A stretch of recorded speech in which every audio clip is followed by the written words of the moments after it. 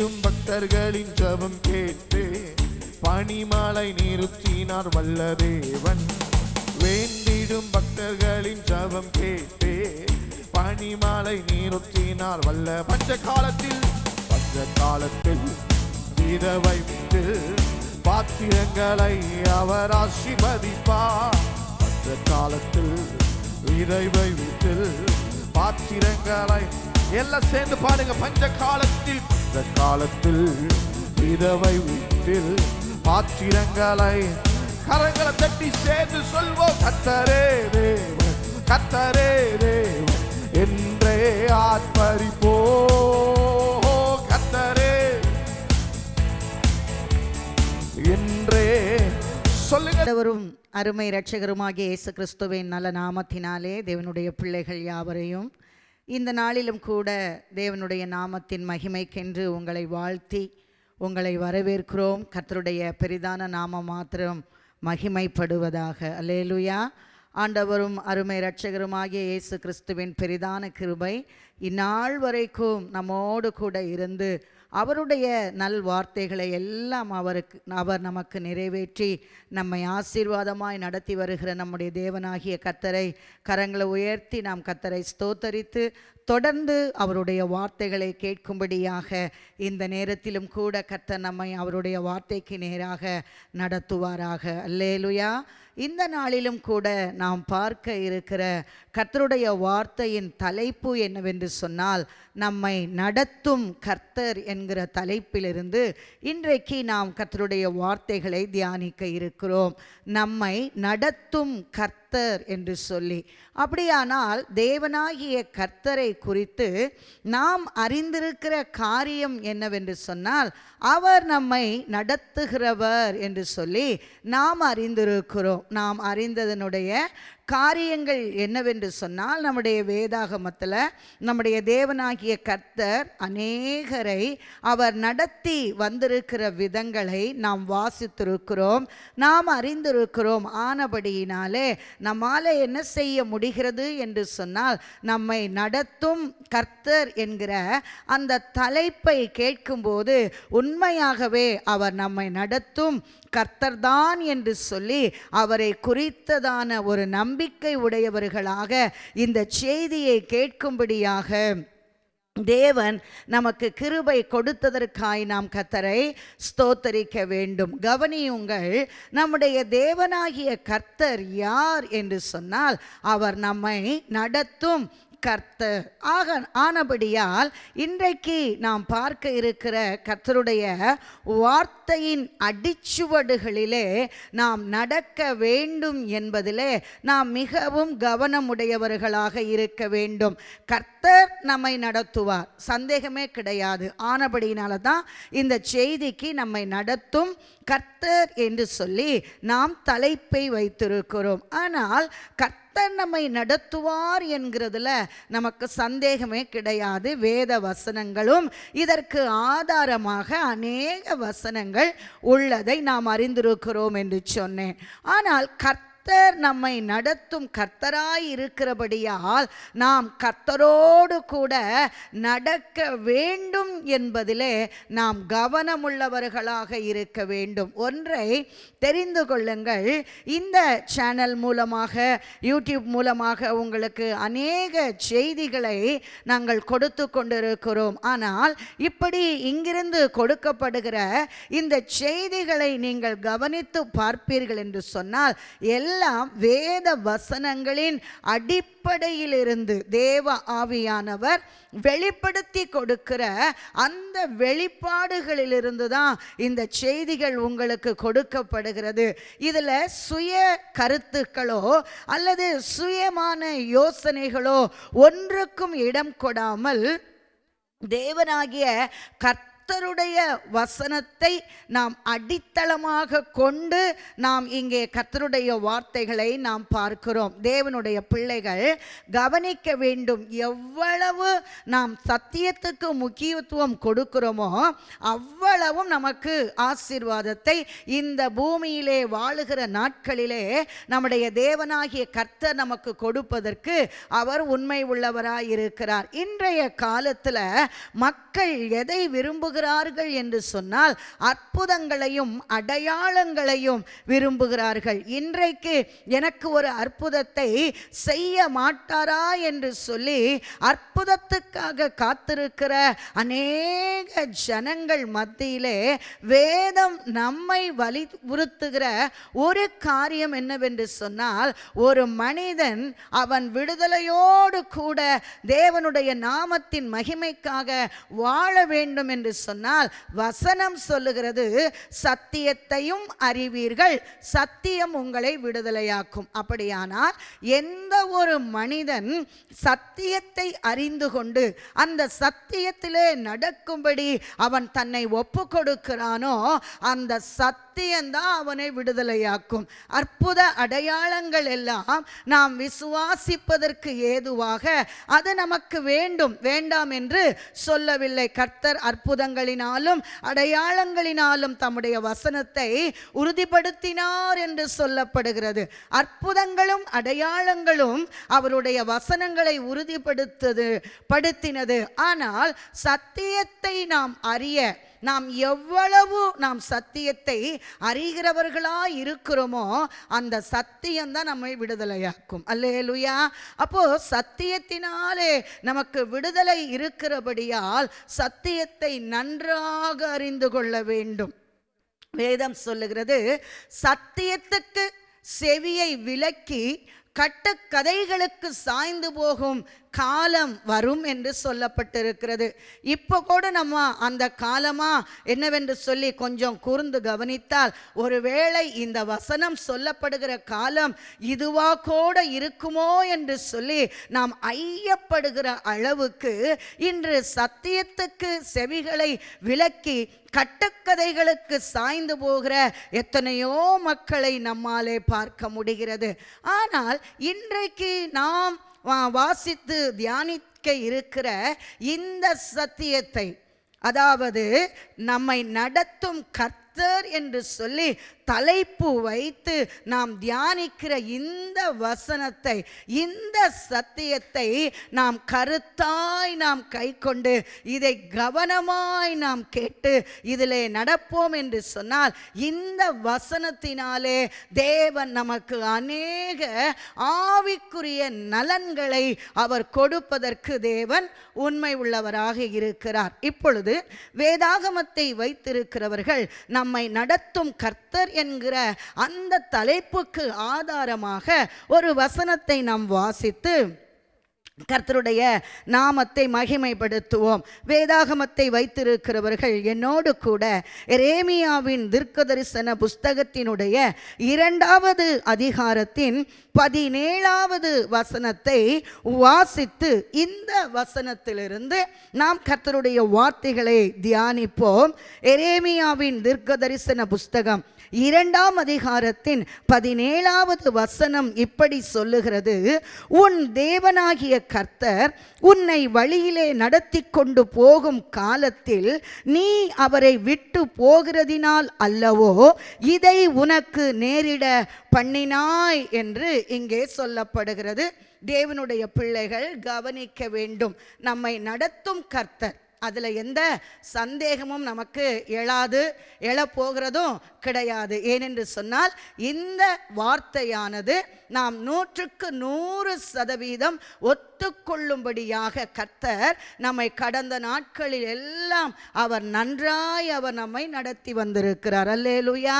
என்னை அவர் எந்த இடத்திலும் நடத்தலைன்னு சொல்லி ஒருவராலும் என்ன பண்ண முடியாது, சொல்ல முடியாது. ஒருவேளை கர்த்தர் என்னை நடத்தவில்லை என்று சொல்லுகிறவர்கள் இருப்பார்களே, ஆனால் அவர்கள் தங்களுக்குள்ளே ஒரு கேள்வியை கேட்டுக்கொள்ள வேண்டும்.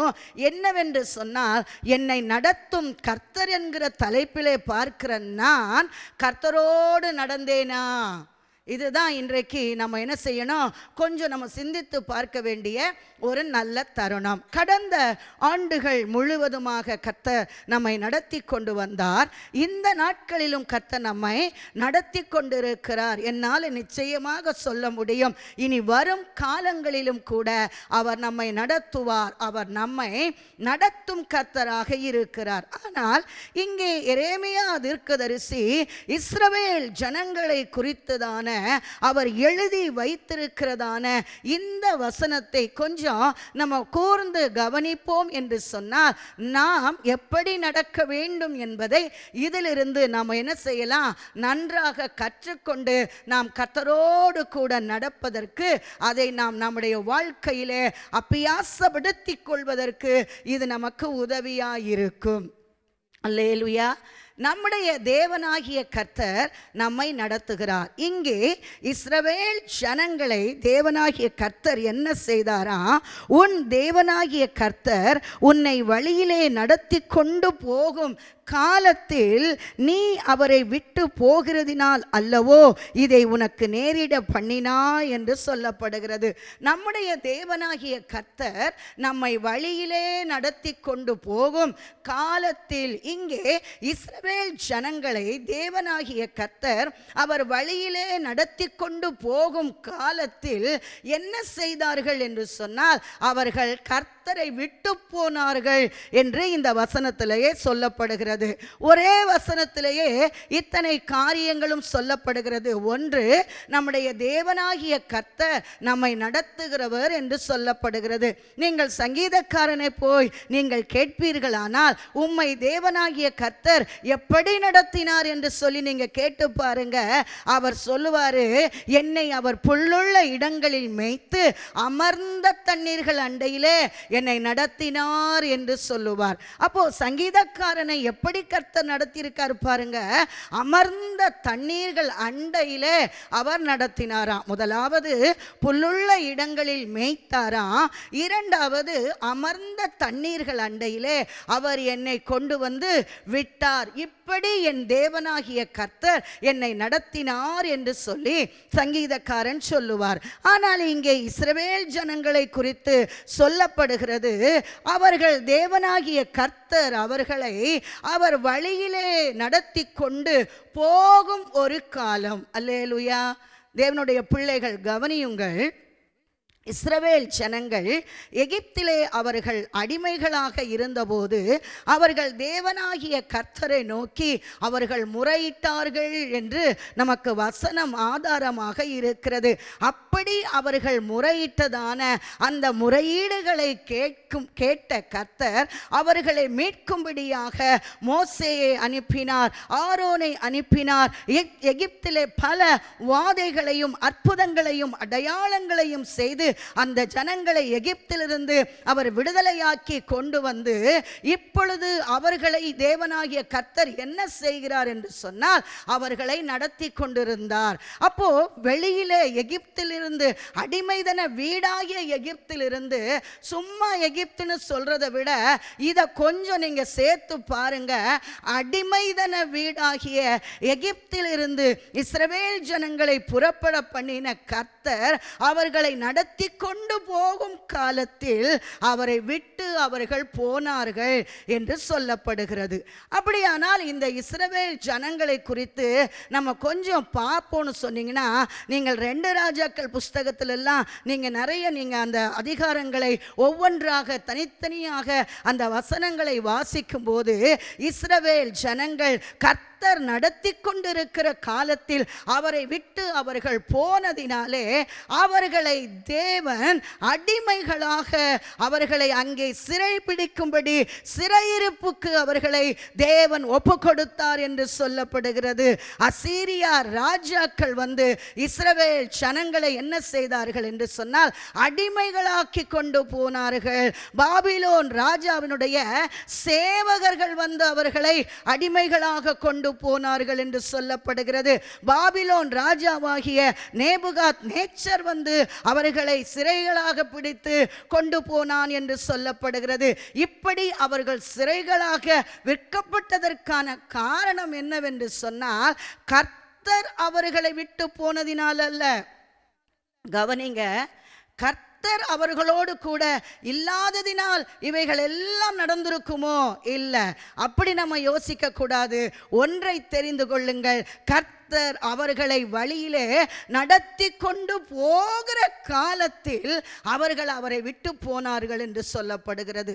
நன்றாய் நடத்துகிற கர்த்தர், நம்முடைய தேவனாகிய கர்த்தர் யார்? அவர் நம்மை நன்றாய் நடத்துகிறவர். அப்படி நன்றாய் நடத்தி கொண்டு வருகிற ஒரு காலத்தை நம்மில் எல்லாரும் பார்த்திருப்போம். ஒரு காலத்தில் நாம் புறஜாதிகளாக இருக்கும் பொழுது இந்த உலக மக்களோடு கூட நாம் நடந்தது உண்டு.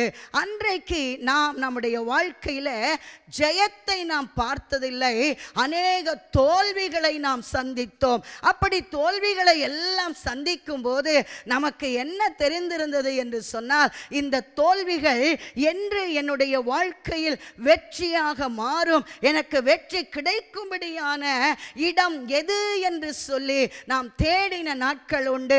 அந்த நிலைமையில தேவனாகிய கர்த்தர் நம்மை தேடி வந்து அவர் நம்மை கைப்பிடித்து அவர் நடத்தி கொண்டு வந்தார். இப்போ நம்ம வழியில என்ன செய்து கொண்டிருக்கிறோம்? ஆனால் நாம் நடந்து கொண்டிருக்கிறோம். அடிமைதன வீட்டிலே இருந்து நம்மை அவர் நடத்தி கொண்டு வந்திருக்கிறார். இப்படி நடந்து கொண்டிருக்கிற காலத்திலே ஒருவேளை நாம் கர்த்தரை விட்டு நாம் போவோம் என்று சொன்னால் நம்முடைய வாழ்க்கையில் என்னவெல்லாம் சம்பவிக்கும்? அதாவது இந்த இஸ்ரவேல் ஜனங்களுடைய வாழ்க்கையில் சம்பவித்ததை நாம் தெரிந்து கொள்வோம் என்று சொன்னால் இன்றைக்கு நமக்கு ஒரு ஜாக்கிரதை உண்டாகும் என்பதை இந்த வசனத்திலிருந்து நாம் அறிந்து கொள்ள வேண்டும்.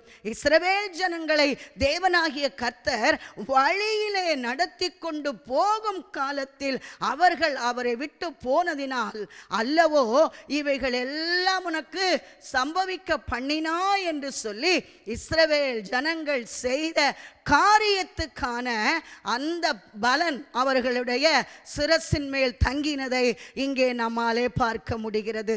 அப்போ நடத்தி கொண்டு போகையில் நல்லா கவனிச்சு பாருங்க, அவரோடு கூட நடந்துகிட்டு தான் இருக்காங்க. அப்படி நடந்து கொண்டு இருக்கும்போது தேவன் அவர்களுக்கு கொடுக்க வேண்டிய சகல ஆசீர்வாதங்களையும் அவர் கொடுத்து அவர்களை நடத்தி கொண்டு இருக்கும்போது ஒரு இடத்துல நீங்க வாசிச்சிங்கன்னா அங்க சொல்லப்படுகிறது, யெஷூரன் கொழுத்து போய் உதைத்தான் என்று சொல்லப்படுகிறது. தேவனாகிய கர்த்தர் நம்மை நன்றாய் நடத்தி கொண்டிருக்கும் போது நிறைய பேருடைய வாழ்க்கையில இப்படியெல்லாம் நடக்கிறத நம்மால் என்ன செய்ய முடிகிறது? காண முடிகிறது. அவர் நன்றாய் அவர் நடத்தும் போது யெஷூரன் கொழுத்து போய் உதைத்தான். மாத்திரமல்ல, அவன் நினம் துள்ளின போது அவன் தன்னை உண்டாக்கின தேவனை அசட்டை பண்ணினான் என்று சொல்லப்படுகிறது. இந்த இஸ்ரவேல் ஜனங்கள் என்ன செய்தார்கள்? அதைத்தான் செய்தார்கள். அவர்களுக்கு தேவன் நடத்தி கொண்டு போகும் காலத்தில் அவர்களுக்கு ஒன்றும் குறைவுபடவில்லை. எப்படி சொல்ல முடியும் என்று சொன்னால், அவர்களுக்கு வானத்திலிருந்து மன்னாவை வருஷிக்க பண்ணினார், கண்மலையிலிருந்து வடியும் எண்ணெயை அவர்களுக்கு அவர் உண்ணும்படிக்கு கொடுத்தார். இப்படி அவர்களுடைய கால்கள் வீங்காதபடிக்கு நடத்தினார், அவர்களுடைய வஸ்திரம் பழமையாய் போகாதபடிக்கு நடத்தினார், அவர்களுடைய பாதரட்சைகள் தேய்ந்து போகாதபடிக்கு நடத்தினார். இப்படி நடத்தின கர்த்தரை விட்டு போகும் காலத்தில் நடந்தது என்ன? அல்லேலூயா. கர்த்தர் நன்றாய் நடத்துறாரா? அவரோடவே நடந்துருங்க, அவரோடவே கூட நடந்துருங்க. அப்படி நடக்காமல் நாம் அவரை விட்டு போகும் ஒரு காலம் வரும் என்று சொன்னால் அந்த காலத்தில் என்ன நடக்கும் என்பதை இந்த வசனத்திலிருந்தே உங்களுக்கு சொல்லிக் கொடுக்க பரிசுத்த ஆவியானவர் உதவி செய்வாராக. வாசிக்கிறேன், கவனியுங்கள். உன் தேவனாகிய கர்த்தர் உன்னை வழியிலே நடத்தி கொண்டும் போகும் காலத்தில் நீ அவரை விட்டு போகிறதினால் அல்லவோ இதை உனக்கு நேரிட பண்ணினா என்று சொல்லப்படுகிறது. எதை நேரிட பண்ணினார்கள் இஸ்ரவேல் ஜனங்கள்? கவனிங்க, கர்த்தரோடு கூட நடக்கிறாங்க. அவர் நன்றாய் அவர்களை நடத்தி கொண்டு போகிறார்.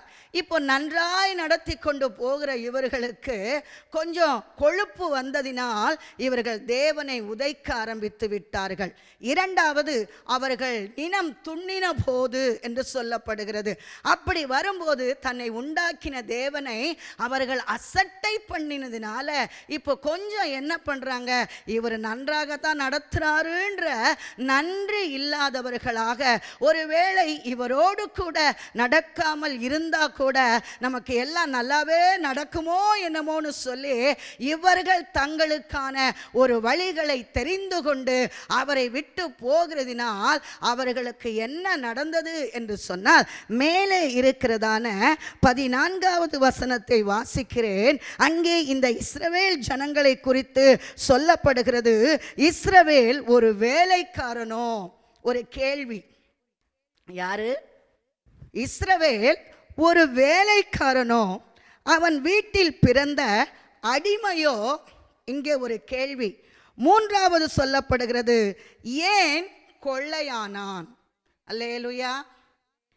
கர்த்தர் நடத்தி கொண்டு போன இஸ்ரவேலர்கள், கர்த்தரால் பராமரிக்கப்பட்ட இஸ்ரவேலர்கள் எகிப்தின் அடிமைதனத்திலிருந்து, அடிமைதன வீடாகிய எகிப்திலிருந்து அவரால் வெளியே கொண்டு வரப்பட்டவர்கள் அவருடைய பலத்த கரத்தினாலும் ஓங்கிய புயத்தினாலும் அவர்களை மீட்டெடுத்து கொண்டு வந்து அவரோடு கூட நடந்த இந்த இஸ்ரவேலர்களை குறித்து ஆண்டவர் பார்வோனிடத்தில் சொல்ல சொன்னார். இந்த இஸ்ரவேலரை குறித்து என்ன சொல்ல சொன்னார் தெரியுமா? நீங்கள் யாத்ராகம புஸ்தகத்தினுடைய 4ஆம் அதிகாரத்தின் 22வது வசனத்தை வாசிச்சீங்கன்னா அங்கே சொல்லப்படுகிறது, அப்பொழுது நீ பார்வோனோடு சொல்ல வேண்டியது என்னவென்றால், இஸ்ரவேல் என்னுடைய குமாரன், என் சேஷ்ட புத்திரன். யார் இஸ்ரவேல்? யார் இந்த இஸ்ரவேல்? நீ பார்வோன்கிட்ட போய் சொல்லு, அவன் என்னுடைய குமாரன் மாத்திரமல்ல, அவன் என்னுடைய சேஷ்ட புத்திரன். இப்படி சொல்லி நடத்தி கொண்டு போன இந்த இஸ்ரவேலர்கள் இப்போ என்ன செய்தார்கள்னா, அவரோடு கூட நடக்கும்போது இவர்கள் அவரை விட்டு போகிறதினால் இவைகள் எல்லாம் அவர்களுக்கு சம்பவித்தது. இதை அவர்களே தங்களுக்கு சம்பவிக்க பண்ணினார்களாம். என்ன சம்பவிக்க பண்ணினார்கள் என்று சொன்னால், இஸ்ரவேல் ஒரு வேலைக்காரனோ? அவன் வீட்டில் பிறந்த அடிமையோ? ஏன் கொள்ளையானான்? 3 கேள்வி. இங்கே 3 கேள்விகள் கேட்கப்படுகிறது. தேவனுடைய பிள்ளைகள் இன்றைக்கு நம்மை நாமே பார்த்து கூட இந்த கேள்விகளை கேட்டுக்கொள்ளலாம். அடிமைதன வீடாகிய எகிப்திலிருந்து என்னை புறப்பட பண்ணி என்னை விடுதலையாக்கி என்னை சுதந்திரவாளியாக மாற்றின என் தேவனுக்கு முன்பாக அவரோடு கூட நான் விடுதலையாக நான் அவரோடு கூட நடக்கிறேனா? இல்லை என்று சொன்னால், என்னை நடத்தி கொண்டு போகும் காலத்தில் நான் அவரை விட்டு போகிறதினால் மீண்டும் நான் அடிமைதனத்துக்குள்ளாக அகப்பட்டவனாய் இருக்கிறேனா என்று சொல்லி நீங்க உங்களை பார்த்து ஒரு கேள்வியை கேட்பீர்கள் என்று சொன்னால் உங்க மனசாட்சி அதுக்கான பதிலை சொல்லும். இங்கே அவரை குறித்து சொல்லப்படுகிறது, இஸ்ரவேல் ஒரு வேலைக்காரனோ? என்ன பதில் சொல்ல முடியும்? இல்லைன்னு சொல்ல முடியுமா? இல்லை ஆமான்னு சொல்ல முடியுமா? அவன் கர்த்தரை விட்டு போகிறதுனால் அவன் இதை சம்பவிக்க பண்ணினான்.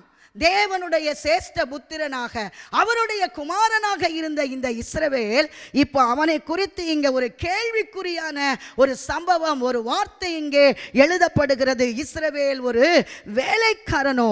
அவன் வீட்டில் பிறந்த அடிமையோ? ஏன் அவன் கொள்ளையானான்? அவன் கொள்ளையாக கொண்டு போகப்பட்டான். அதற்கு காரணம் அதை அவனே சம்பவிக்க பண்ணினான். கர்த்தர் தன்னை நடத்தி கொண்டு போகும் காலத்தில் அவரை விட்டு போகிறதினால் அல்லவோ இவைகள் அவனுக்கு சம்பவித்தது.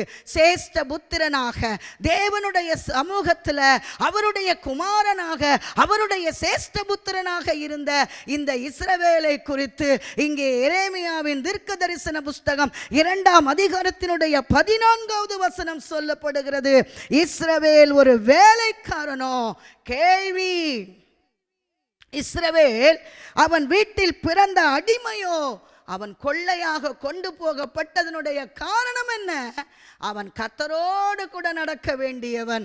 ஆனால் அவன் வழியிலே கர்த்தரை விட்டு போனதினாலே இப்போ அவன் அடிமையாக்கப்பட்டிருக்கிறான், அவன் வேலைக்காரனாக்கப்பட்டிருக்கிறான், அவன் கொள்ளையாக்கப்பட்டிருக்கிறான். மேலும் அவனை குறித்து சொல்லுகிறது, பால சிங்கங்கள் அவன் மேல் கர்ஜித்து முழங்கி அவன் தேசத்தை பாழாக்கி விட்டன, அவன் பட்டணங்கள் குடியிராமல் சுட்டரிக்கப்பட்டது. யாருக்கு? இஸ்ரவேலருக்கு. எதனால் அவர்களுக்கு இவைகள் சம்பவித்தது என்று சொன்னால், தேவனாகிய கர்த்தர் வழியிலே நடத்தி கொண்டு போகும் காலத்தில் அவரை விட்டு போனதினால இப்போ அவங்களுக்கு என்ன நடக்குதுன்னா, பால சிங்கங்கள் அவர்கள் மேல் கர்ஜித்து முழங்கி அவன் தேசத்தை பாழாக்கி விட்டன. பால சிங்கங்கள் அவன் மேல் கர்ஜித்து முழங்கினதா?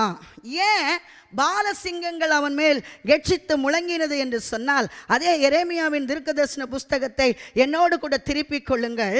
50ஆம் அதிகாரத்தினுடைய 17வது வசனத்தை வாசிக்கிறேன், கேளுங்கள். இஸ்ரவேல் தெரிப்பட்டு போன ஆடு. தெரிப்பட்டு போனதுன்னா என்ன? சிதறி போன ஆடு. கர்த்தரோடு கூட நடக்க வேண்டிய ஆடு அது தெரிப்பட்டு போனதினாலே இப்போ பாலசிங்கங்கள் என்ன செய்தா? அவன் மேல் கர்ஜித்து முழங்கி கொண்டிருக்கிறது. இப்போ இந்த இஸ்ரவேலினுடைய நிலைமை அந்த பரிதாபமான நிலைமை. இது அவனுக்கு எப்படி நடந்தது என்று சொன்னால், கர்த்தரை விட்டு போனதினால் இவைகளை எல்லாம் அவனே அவனுக்காக சம்பவிக்க பண்ணினான் என்பதுதான் உண்மையான ஒரு சத்தியமாக இருக்கிறது. அது மாத்திரமல்ல, அங்கே சொல்லப்படுகிறது 15ல், பால சிங்கங்கள் அவன் மேல் கர்ஜித்து முழங்கி அவன் தேசத்தை பாழாக்கி விட்டன, அவன் பட்டணங்கள் குடியிராமல் சுட்டரிக்கப்பட்டன. அது மாத்திரமல்ல, 16ல் சொல்லப்படுகிறது, நோப், தகபானேஸ் என்னும் பட்டணங்களின் புத்திரரும் உன் உச்சம் தலையை நொறுக்கினார்கள். பாலசிங்கங்கள் கர்ஜித்தாயிற்று, அவன் மேல் முழங்கியாயிற்று, அவனுடைய பட்டணத்தை பாழாக்கி விட்டது. இப்போது என்ன செய்யப்பட்டது? அவனுடைய உச்சம் தலையும் நொறுக்கப்பட்டு போய்விட்டது. இதெல்லாம் எதனால சம்பவித்தது?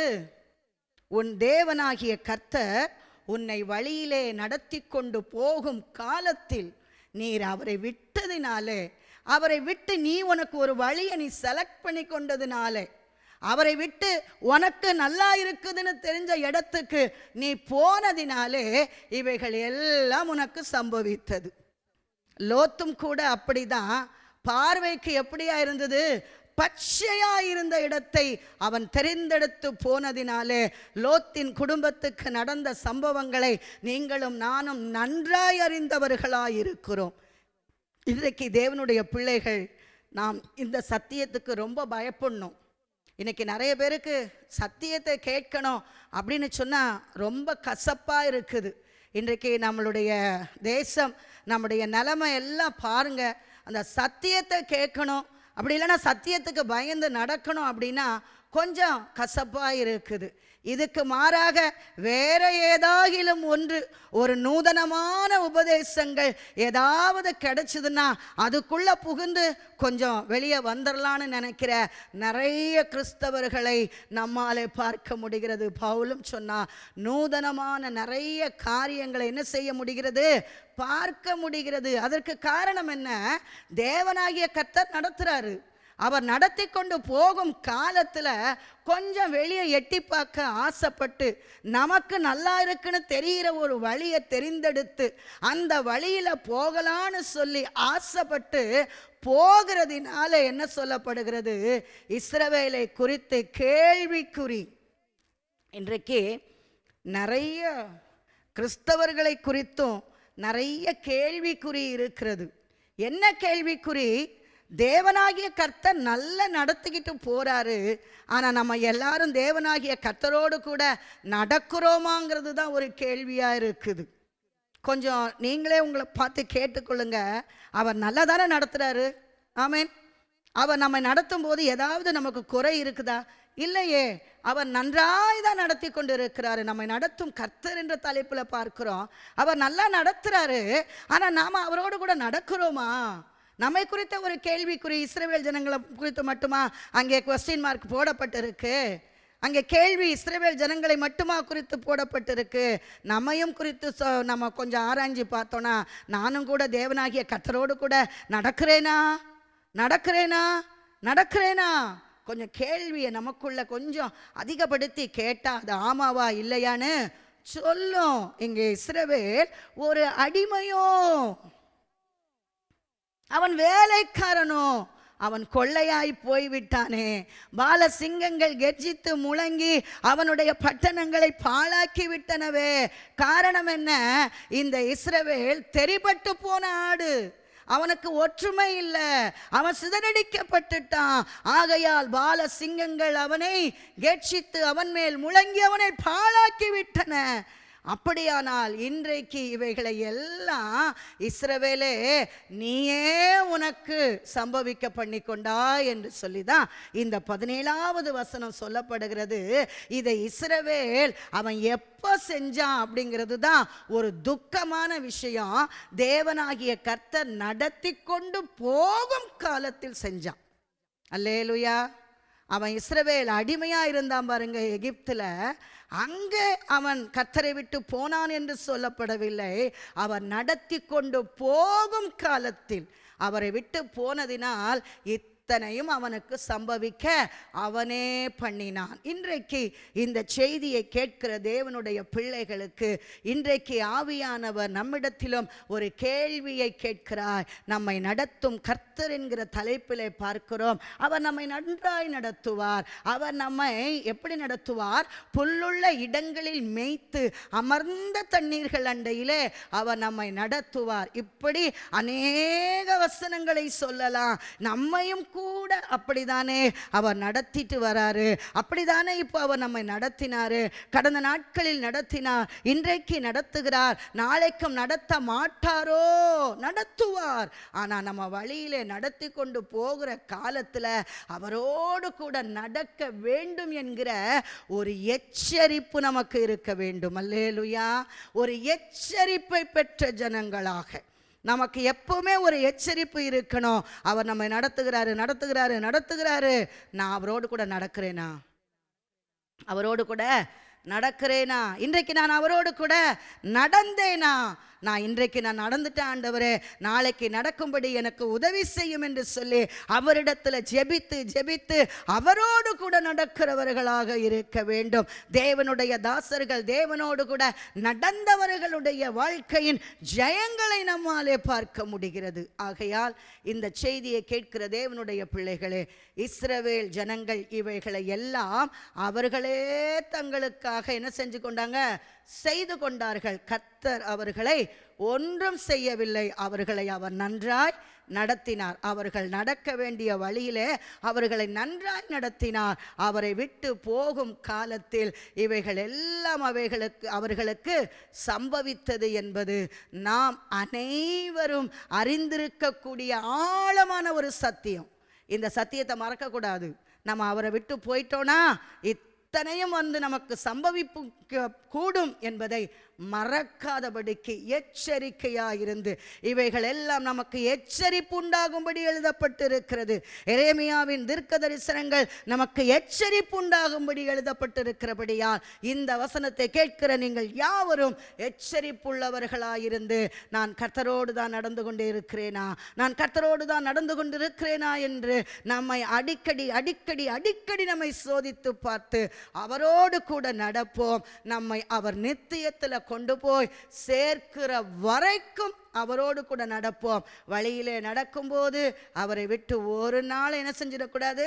பிரிந்து போகக்கூடாது. இஸ்ரவேல் தெரிப்புண்டு போகிற ஆடு. நாம் அப்படி இருக்கக்கூடாது. கர்த்தரோடு கூட அவரோடு கூட நடக்கிற அந்த அனுபவத்தில் இருப்போம். நிச்சயம் அவர் நம்மை அவரோடு கூட நடத்துவார். நம்மை கொண்டு போய் அவருடைய ராஜ்யத்தில் சேர்த்து அவருடைய ஆளுகையிலே நம்மையும் வைப்பார் என்கிற அந்த நிச்சயம் நமக்கு உண்டு. கர்த்தர் தாமே உங்களை ஆசீர்வதிப்பாராக. ஆமென்.